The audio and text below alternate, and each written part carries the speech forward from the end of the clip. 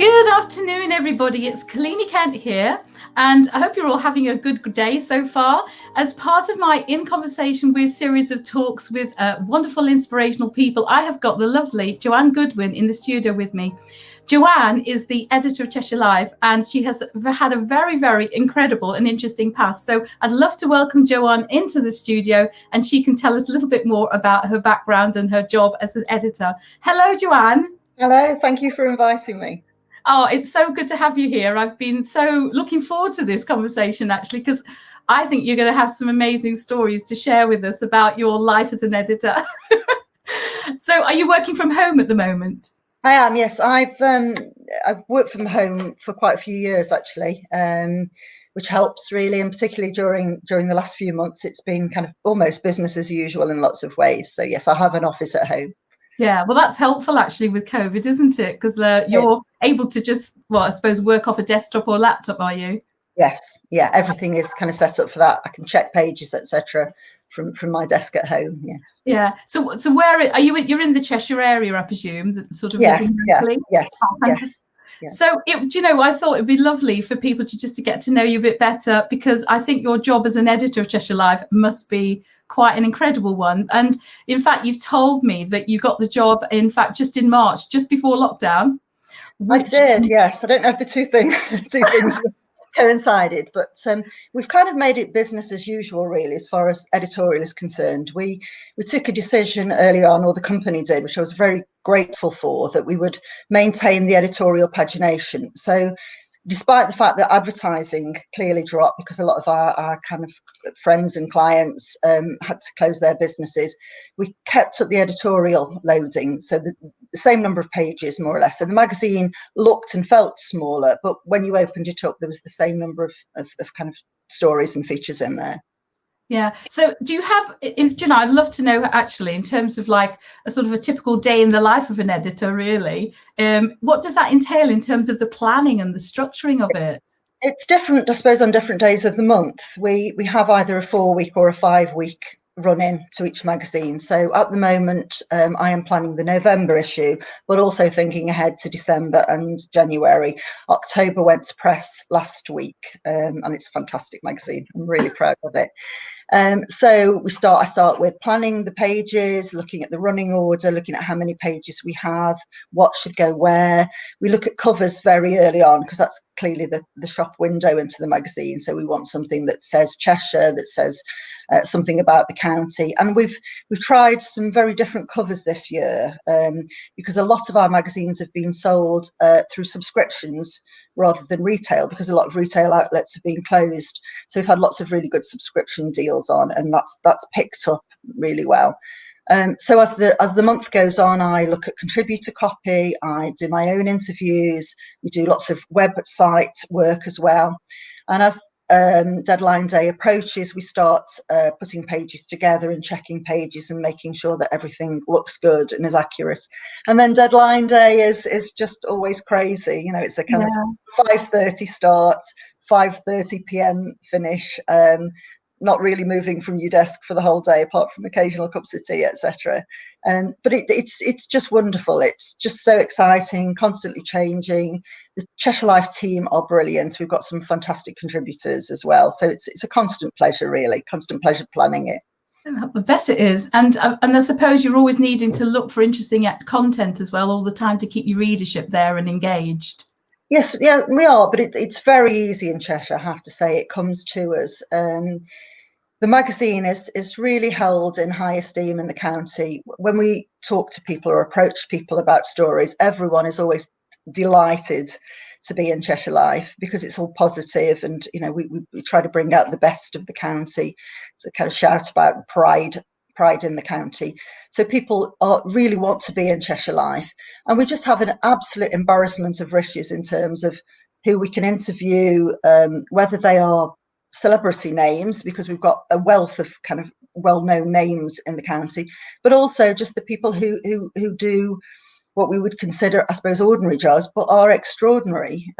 So the October issue, for example, we've got some really big names in there, but we've also got some fantastic chefs, journalists and photographers and, you know, people who kind of work in the health sector. A really good combination. Yeah, and in fact, we talked about this, didn't we? How Cheshire is quite a diverse community, isn't it? You've got you've got one end of the spectrum where you've got people who are incredibly wealthy, well-to-do, very successful, but then you've also got the other side of it. And it must be interesting trying to cater for that wide, diverse community, mustn't it? Yeah, I think, you know, our mantra, I suppose, is kind of local luxury lifestyle. So we do consider ourselves a luxury magazine. The advertising is kind of very high end. If you look at the property, that's very high end properties in there. But when I first got the job, I spoke to a lot of people connected with the magazine and organisations in the county, and that's ongoing. I had a really interesting conversation at the very start with David Briggs, the Lord Lieutenant of Cheshire, who talked about the magazine and its place in the community and its long standing in the community. And the fact that he felt that we should absolutely become entrenched in the community. So Cheshire is a county, yes, as you say, lots of haves, people with lots of money. But I think those people are still very engaged in life in the county. So they are givers as well as kind of takers in some respects. There's lots of charities in this county. There's lots of big names, Steve Morgan, John Timson, the Timson family, who really contribute on a kind of ongoing basis to life in the county. So it's getting that balance really, and making sure that the heroes of the county, wherever they are, whatever they do, whether they are charity workers or NHS workers or people who are starting up huge new businesses or people with existing businesses, there's, you know, a great spirit of entrepreneurialism in this county as well. So it's getting that balance. Yeah, and I've noticed that you are very good at including human interest stories. I saw that, you know, I think was it the June issue that you had, like, you were featuring people who were the NHS workers. I mean, you do tend to include stuff which is just, you know, from the whole community, don't you? Yeah, I think lockdown's given us new opportunities really to do those human interest stories. And we have, as I said, experimented with the covers as well a little bit. So we have still go for the beautiful, conventional Cheshire scenes, but we've done different things. The October issue cover is really surprising. I think people will be very interested in that. But absolutely, you know, and they are ordinary people in some respects.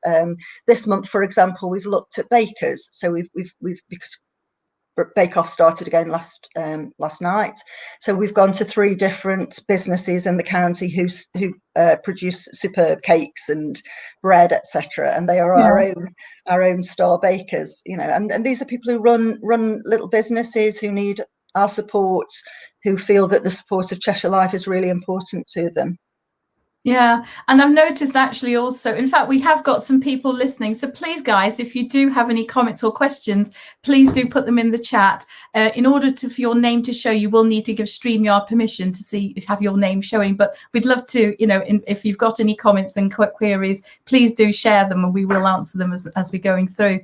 Do you know, I'd love to hear a bit more about the magazine in a moment, but can we go back a bit and find out about how you got into this? Because it's I think you said when we were preparing, you got into the sort of the newspaper industry really when you were 19, but at the time there wasn't any media degrees or anything. So no, it wasn't.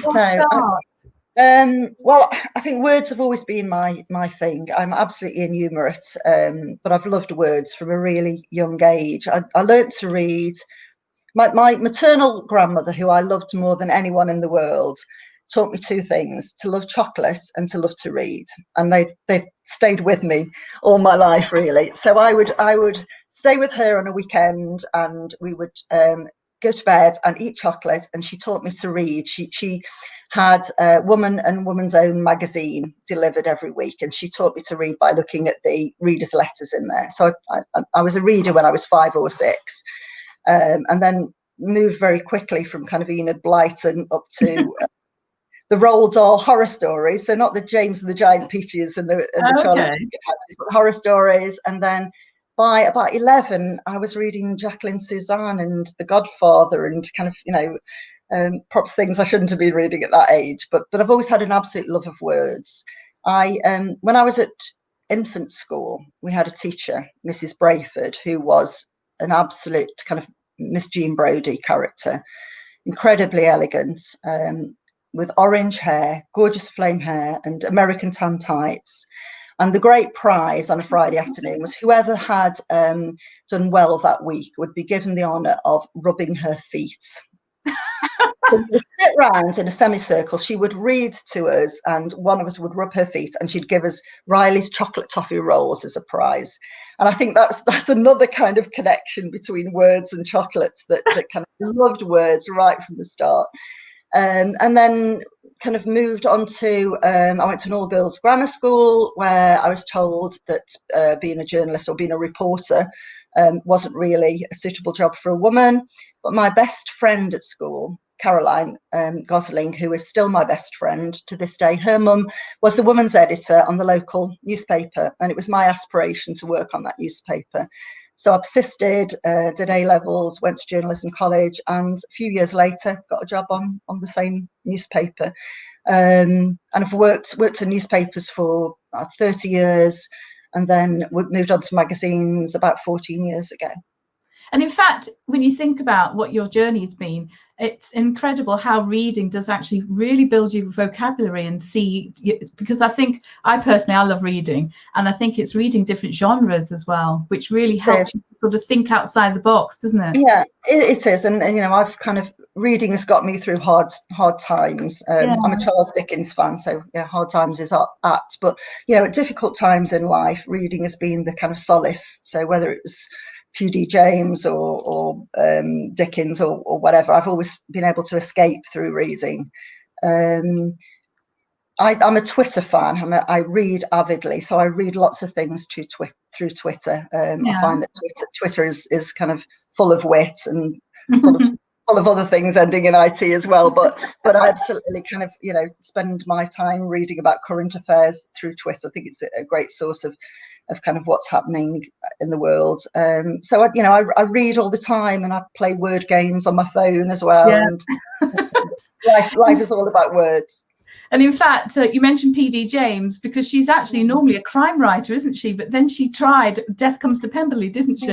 I wasn't a fan of that. I didn't like it, having been brought up and read Austen, and read Pride and Prejudice and things like that. I felt it just didn't sit well with me. It was just weird. I think she's a superb writer. I think her crime writing, the way she puts words together. And I actually saw her at the Oxford Literary Festival a few years ago when she was in her 90s, I think, a few years before she died, and she was just incredible, really. So yeah. She actually saw me through a really difficult time in life. I would lie awake at night, and instead of worrying about things, I would read her, and she kind of took me to another world. Yes.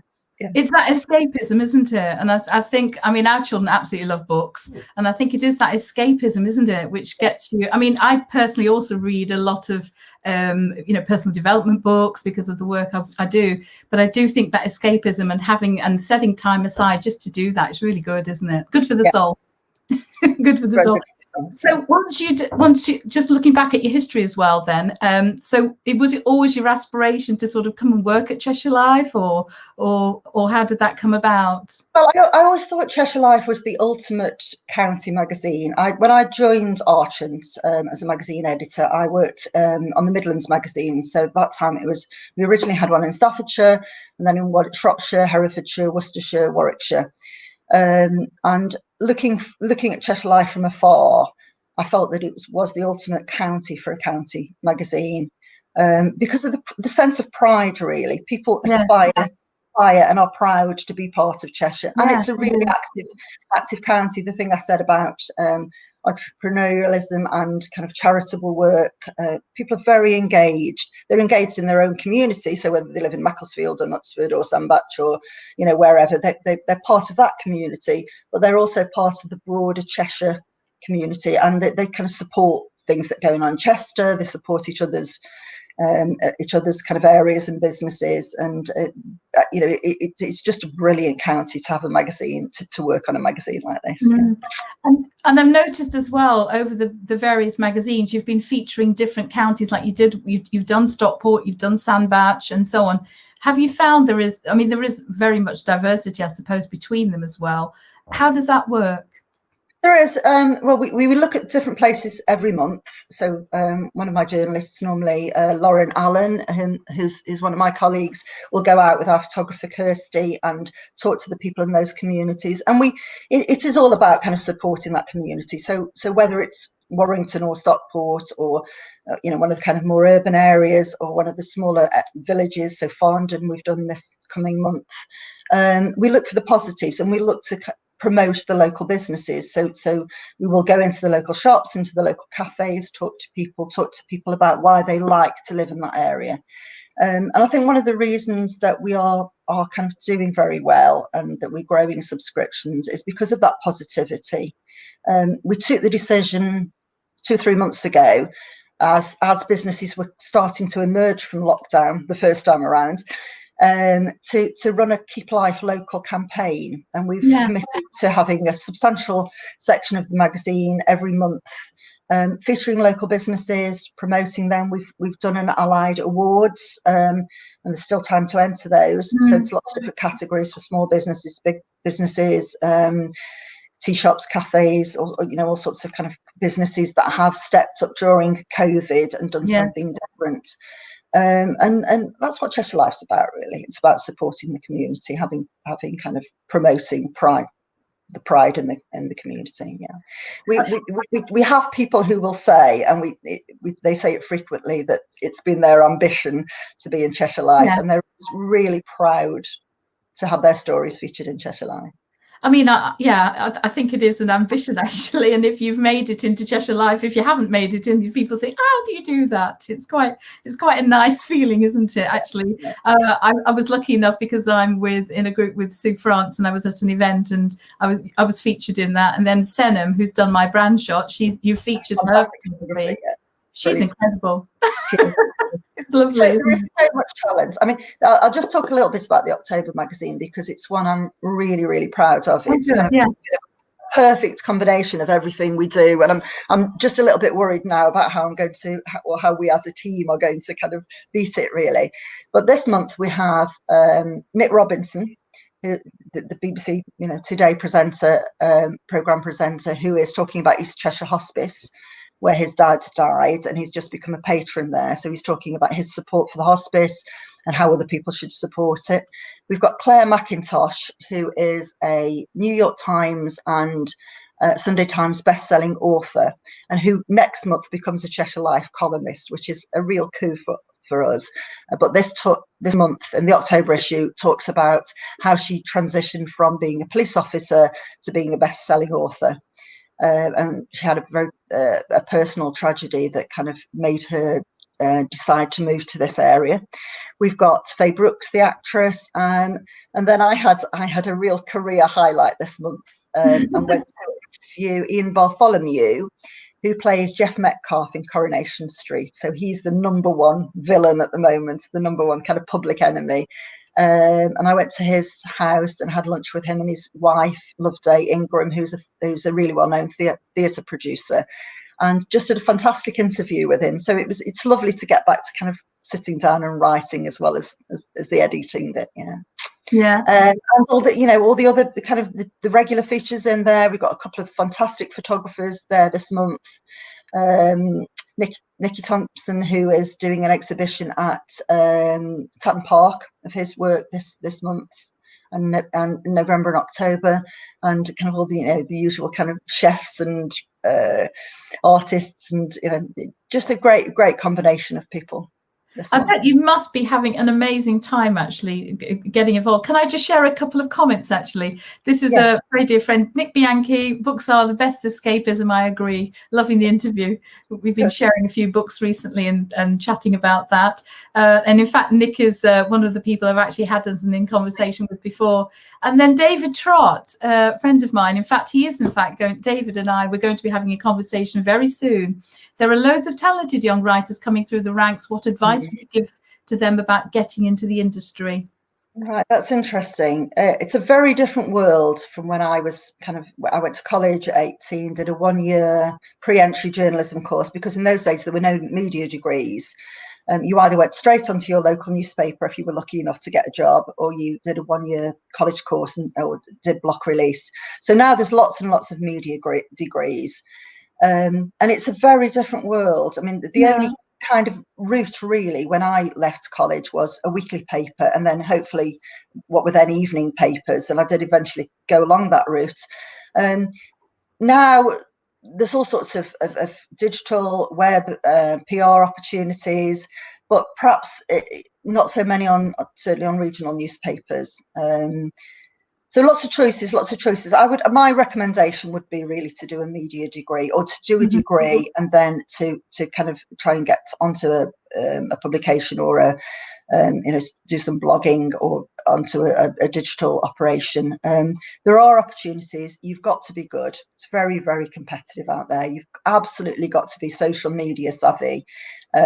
Everything we do now with Cheshire Life, we think digital as well. So the website will get a new look in the new year. And we're building a huge new audience through our website. So, we get to people there who don't buy the magazine, people from across the world who've got an interest in Cheshire. Things that we put on that website are universal. So we look at books and walks and recipes, and that opens up a whole new audience to us. So I think young writers need to kind of look holistically. If they've got a really strong passion about something, or a specialism, whether that's sport or some kind of niche interest that they can really get into, that can be very appealing to different kinds of media companies as well. Yeah, and I noticed that, I mean, typically your demographic is the over 35s, but I think you've also said to me that you are trying to attract the younger readership as well. Well, always, absolutely. I mean, we have a very loyal core readership, and that does reach kind of all sorts of ages, really. But I think what's very interesting with Cheshire Life is that the younger people in the county, again, have the aspiration to be part of the community, and ergo part of Cheshire Life. So they like to have their stories. And in the magazine last month, September issue, this month, I'm working ahead, we had a wonderful story about a woman in her 20s who had a very bad accident, road accident, and then started doing and teaching yoga. And now has her own business, and she's on the cover of the September issue. Oh, okay. The October issue is again another young entrepreneur who makes the most beautiful decorative wreaths for doors, and her business is just global. She's on Etsy, she sells out, she puts her door wreaths up there, they sell out literally in minutes. So there is that kind of feeling that younger people want to be in the magazine as well, and the website and our digital offerings, our social media, get to all sorts of ages. I mean, I wouldn't want to be ageist here. I think people of all ages like the magazine, and people of all ages these days kind of are into social media. As I said, I'm an absolute Twitter freak. I do Instagram, I do Facebook, and I have to do that for my job. But I wouldn't be ageist about it.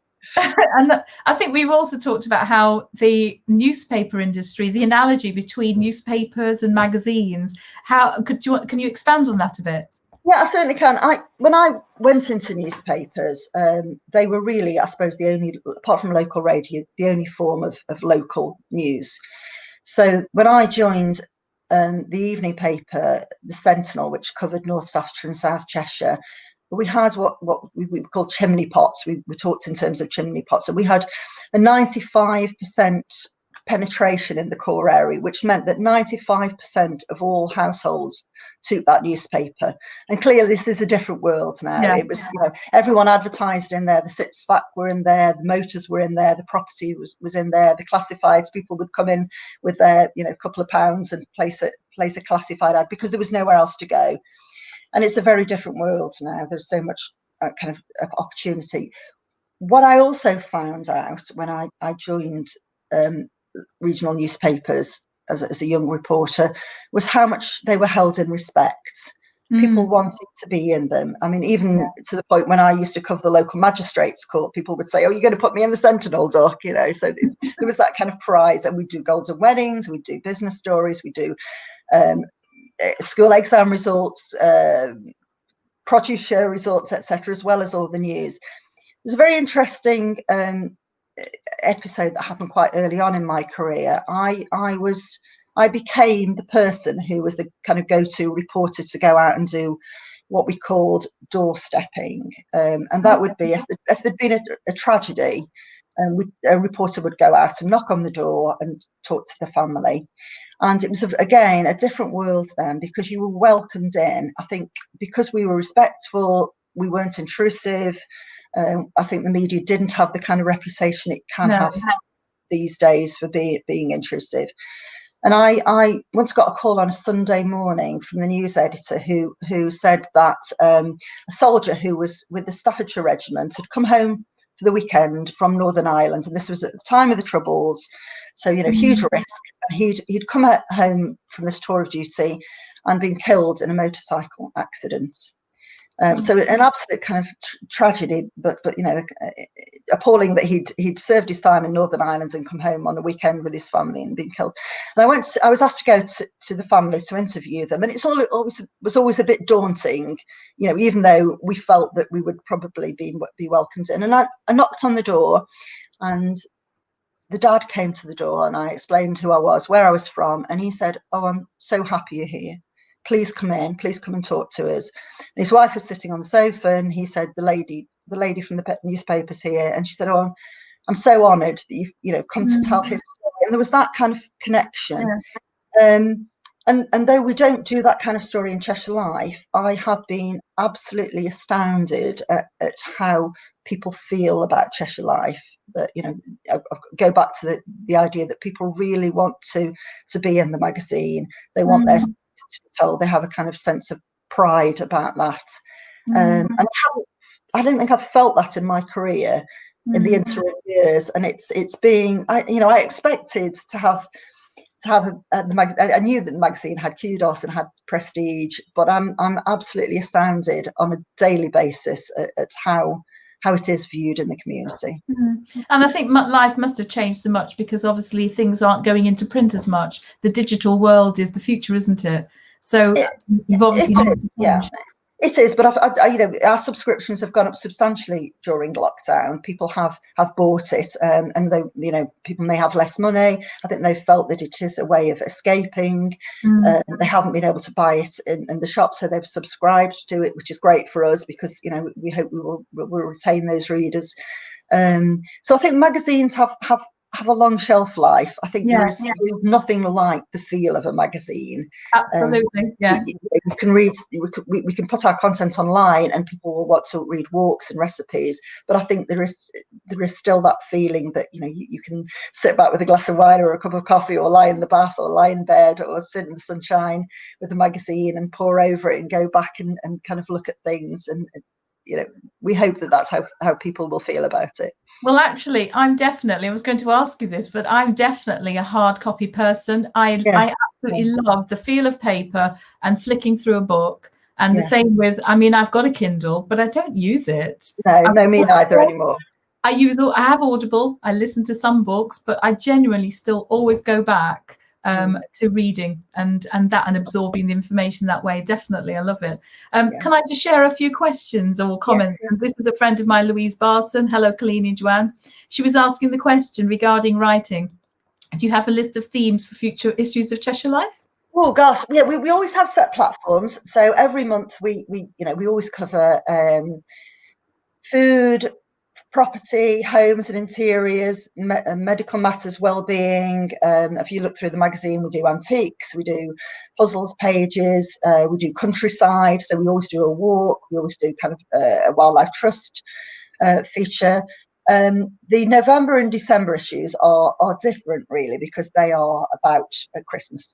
We are preparing for Christmas already, so lots of gift guides and local businesses that are doing things for Christmas food, etc. But going into the new year, I think it is very much about people. It's about people, places, and the platforms that people are interested in, the things in everyday life that we do, whether it's reading, cooking, walking, sport. We have a great golf page now every month where we give news from the local golf clubs. We have what we call the Rough, or UFF, excuse the pun, guide, where we feature local people's dogs, which has been incredible. Yeah, so but it's open to everything, really. I think it's about positivity. Interestingly, the interview that I mentioned a few minutes ago with Jeff Metcalfe, the character in Coronation Street, who is a wife abuser, Ian Metcalfe, who plays him, is now doing a lot of work with Women's Aid and Cheshire Without Abuse. So he's kind of turned the bad to good. So that interview is not just about his character in Coronation Street, it's about the work he's doing within the county. So we would always look for positives, in everything, but we don't shy away from telling difficult stories. And I'm always open to pitches and ideas. So if you have some ideas, Louise, please send them on to. And in fact, Louise has just added another comment. She uses only her Kindle when on holiday, as she reads about 8 to 10 books in. I agree with that. It has its advantages on holiday. So this is Laura Elizabeth. Really interesting interview. Thanks. What are we both currently reading? Go on. What do you want to go first? What am I reading? I'm actually reading a book by Claire McIntosh, who's going to be writing for us, called I See You. So she is a crime writer, really. I've always got a Dickens on the go, and I think Laura Elizabeth may know that.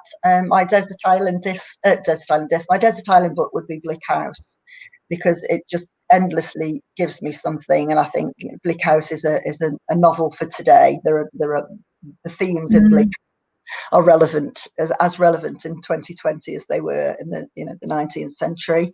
I've usually got a collection. I've got James O'Brien, the LBC presenter, on my bedside. I've got Hillary Clinton's autobiography by my bedside. So I've usually got 5 or 6, and a few kids' books there as well for when the grandchildren come and visit and we all read together. Well, I've actually got a few on the go, because I tend to dip in and out depending on my mood. I do read a lot of sort of personal development, but Brené Brown is a favourite of mine, Daring Greatly. And then another one I'm reading at the moment is Look for the Effin' Rainbows, which is not. Oh yes, a friend of mine, the lady, in fact, Irene Wignall, who has written it. And I'm writing my own book as well, so it's been quite nice to sort of. It's interesting, isn't it? The more you write, do you also find this? Your writing muscle improves, doesn't it? Well, I've got an interesting story there. That when I was in my early 50s, I did a degree. I didn't do a degree straight from school because I just wanted to be a reporter. I didn't want to have to go to university. I wanted to get onto a newspaper as quickly as possible. But I always regretted that I hadn't studied English literature at university. So when I was in my early 50s, and at that point I was editing 4 Life magazines, I went to Staffordshire University and I did an English literature degree, and did it in 2 years instead of 3 years. So I worked through holidays, and it was really 2 years out of my life, because I was doing a full-time job and doing a degree as well. And there were a crowd of us who did this fast track course. I think there were about 12 or 13 of us, and 7 of us, mainly older people, not as old as me, but kind of people in their, I suppose, 20s, 30s, 40s, and 7 of the 12 or 13 of us all got firsts. And it was just, it was 2 years out of my life. Didn't take a holiday. The kids knew not to come round on certain days or nights, not to bother me. It was really intense, but I loved every minute of it, and it made me a much better writer.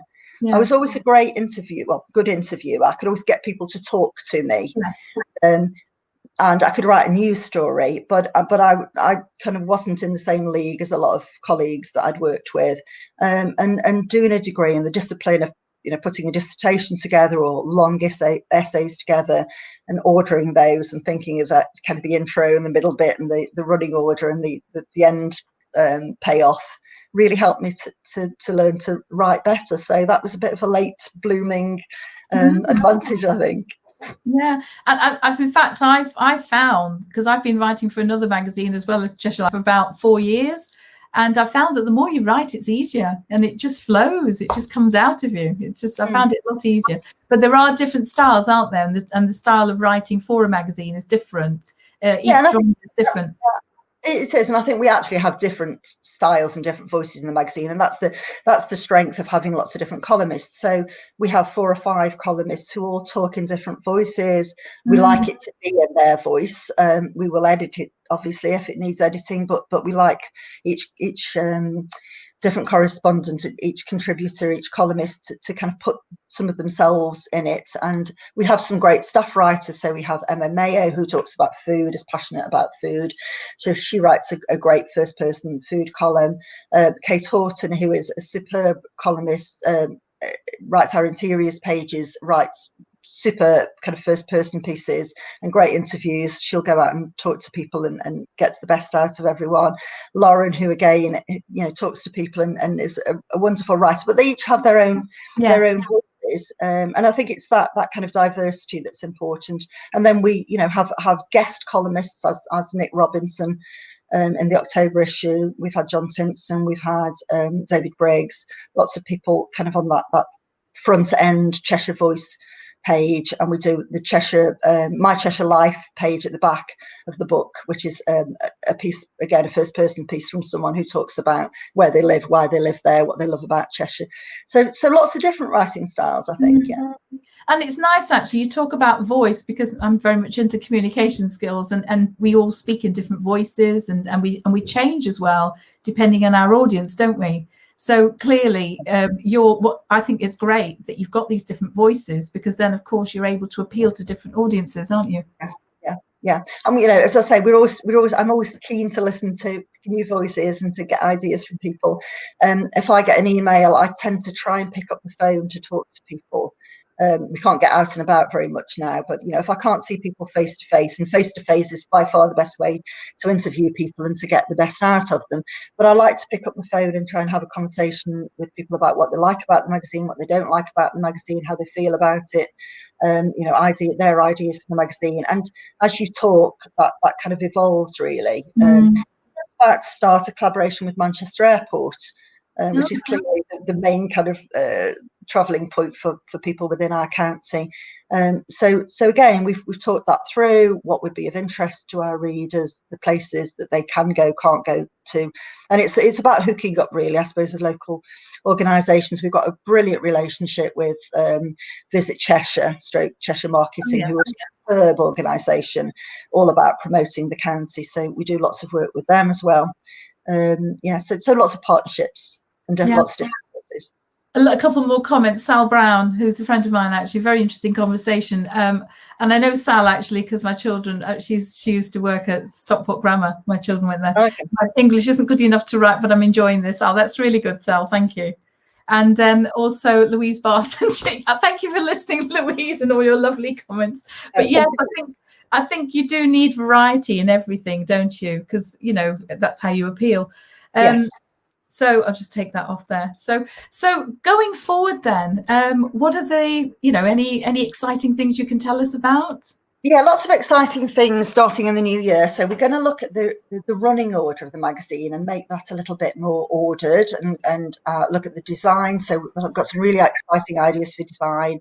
I think we'll have more of the same in terms of content. I'm very excited about experimenting with cover pages, front pages. Really interested to hear how people view the cover page, whether they like the idea of doing something different on there, or they're traditionalists who like a Cheshire scene every month. As far as digital is concerned, it's just massive kind of expansion, really, that our websites will look increasingly wonderful as the year goes on, starting in kind of the beginning of the new year. So lots of extra content on there, things that will complement the magazine and vice versa. So the two will absolutely go hand in hand. Just great things ahead, I think. Yeah, and in fact, Argent, who are the umbrella company, how many magazines have they actually got apart from Cheshire Life? So they have newspaper interests, so lots of newspapers across the country. Then we do specialist magazines, so things like shooting and canal boats and the French portfolio. And then in the life portfolio, there are 19. So in the kind of north, what we call the north, the northern powerhouse, we have Cheshire Life, Lancashire Life, Yorkshire Life, and Derbyshire Life. So they kind of they're the northern group, and then the rest are East Anglia, the West Country, the Cotswolds, spread throughout the southeast and southwest. It must be very fascinating see the differences between the counties, actually. It is, and we have kind of common interests and common themes, and we work in lots of ways together. But every county is absolutely unique. I mean, the 4 counties in the north, totally different. You look at Cheshire and you look at Yorkshire and you look at Lancashire and Derbyshire, really different in lots of different ways. I think there is a real misconception about Cheshire, and this is something that I bang on about all the time. And I had a fascinating conversation with a colleague in East Anglia a few weeks ago about perceptions of Cheshire. And he said, I look at Cheshire and Essex as being the same. It's all about kind of, luxury lifestyles, lots of money, bit of superficiality. And, I can sort of buy into that, because I suppose the picture of Cheshire that people out of the area get is the Real Housewives, and it's the footballers with the Premiership footballers with their big houses, and that's not taken away from them, because I see them as absolutely adding to the county and having talent and doing lots of good in the county as well. But it's a misconception that that's what Cheshire is all about. It's incredibly diverse. There's huge sense of spirit of county. It's all about beautiful walks. It's about fantastic towns. We did a bit of a straw poll a few weeks ago on Facebook, and asked people what they associated with Cheshire, and was it the kind of reality TV, or was it the businesses, or the towns, or the walks, or the wonderful countryside. And actually it was about those things that we feel in the magazine are important. Yeah. So it's the people and the towns and the businesses that are really groundbreaking, and the sense of community, that a sense of giving back, as well as kind of those people who have a lot, do an awful lot of good as well. Yeah, and I think it is lovely, actually, that you are the style. I'm not saying the style is completely changing, but you are actually you've got those special human interest stories, and you are actually involving, so people are seeing the other side. So I do know what you mean about the perception of Cheshire, and I think it is a wrong one, because it is definitely very, very diverse. Just the work I do with young people and families, very, very diverse community, really is. And in terms of the opening up of sort of other ideas, in fact, we've talked a little bit about these conversations and whether possibly we might be putting them in the magazine. Yes, we have. So we're hoping that Kalini's conversations will translate to a page in the magazine, that it will be a column, and I think we're hoping that the first one will be with Nick Bianchi. Yes, in fact, thank you. I think Nick is listening, actually. Yes. So, and in fact, we've also got Oliver Dunn listening. Very interesting listen, ladies. I also did. So, in fact, you mentioned chocolate earlier. Because as you know, Ollie is our Mr. Willy Wonka. He's got the most incredible business and really, really going places with it. So thank you, Ollie. I've done the conversation with him, and that was really fascinating. We saw behind the scenes how chocolate was made. Sal was just saying that do you ever publish themed photographs? Sorry, themed photo? Yeah, absolutely, we do. Yeah, I'd be interested to hear a little bit more about what Sal means. But we always, on a monthly basis, we do reader photos. So we always have a couple of pages or 4 pages of beautiful photography which is scenic. In the October magazine, we've got a couple of fantastic photographic features. One is the Nicky Thompson one, his pictures of which are going on show at Tatton Park this year. So that's a pictorial spread, and also a spread of pictures from a really highly acclaimed sports photographer called Alex Livesey, who went around the county and during lockdown and took pictures of people who'd taken up or retaken up cycling. So we've got a really diverse mixture of people: a kind of fish and chip shop owner, a person in their 70s, a polo player, a schoolboy, lots of people who've actually got into biking. Photography is brilliant, absolutely brilliant.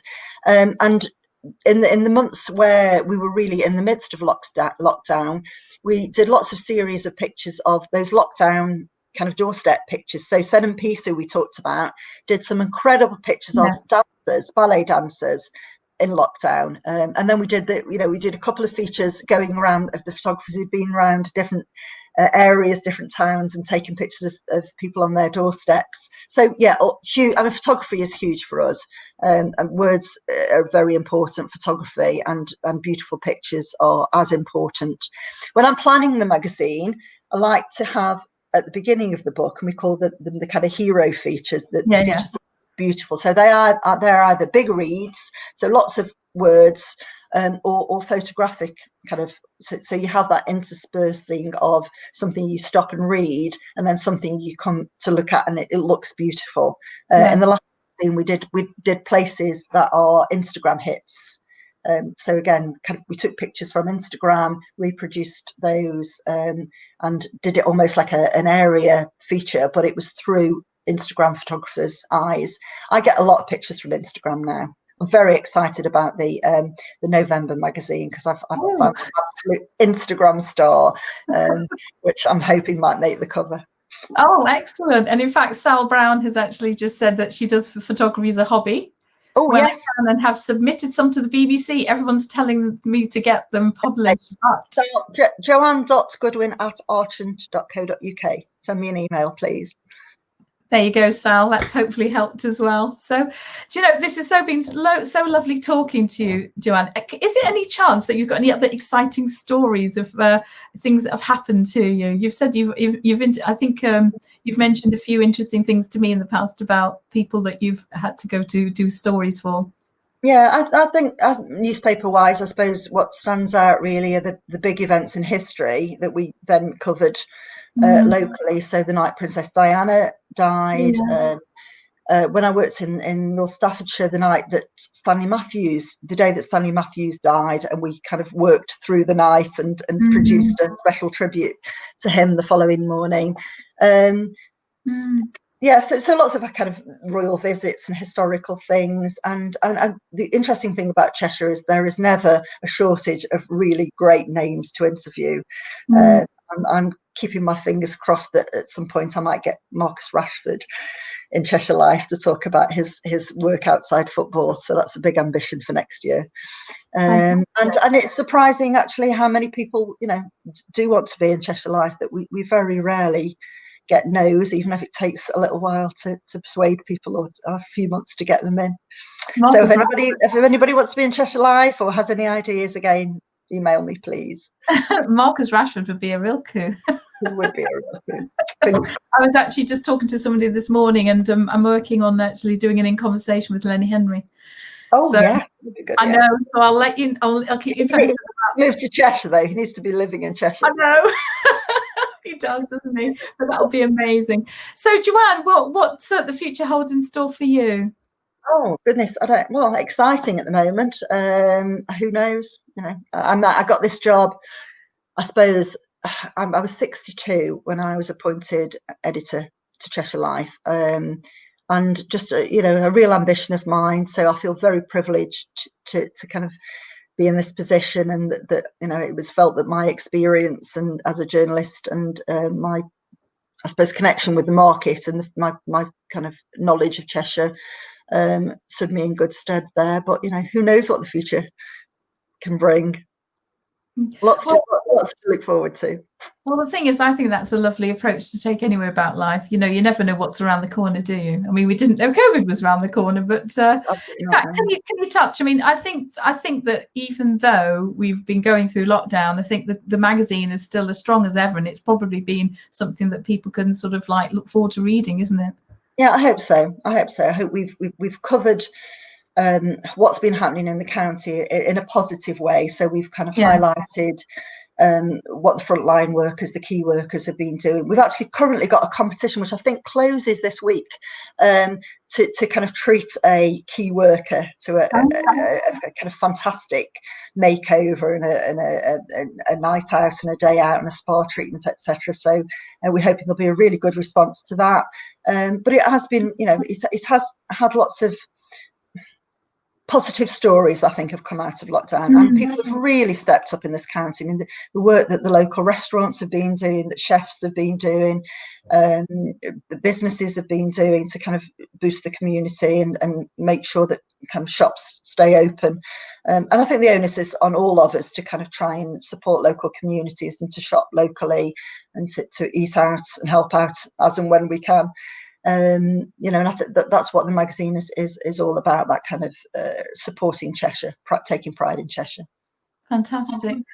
Well, Joanne, unless there's something else you wanted to share with us, I just wanted to thank you profusely for coming on with me, because it's been really lovely hearing a bit more, not just about the magazine, but about you as well and your history and what it's like. And I think it gives a lot of hope for people who want to get into journalism, doesn't it? Good. Yeah, I hope so. And, it really is. My email is always open. My phone number is always there. And I love to talk to people about what they like about the magazine, what they'd like to see in the magazine, what they don't like about the magazine. And I'm open to all those conversations. So please bring those on. Absolutely brilliant, fantastic. And I'd just like to thank everybody as well who's been listening. And I also think it's been wonderful that you've been so accessible and you're sort of welcoming information from people. But I do echo everything you've said about how Cheshire is a fantastic county. I love living here, love working in Cheshire, getting to know everybody, and I look forward to lots more conversations with people in Cheshire. So please contact me as well if you'd like to be in a conversation with me. So thank you, Joanne, and thank you everybody, and we'll see you again soon. Take care. Thank you.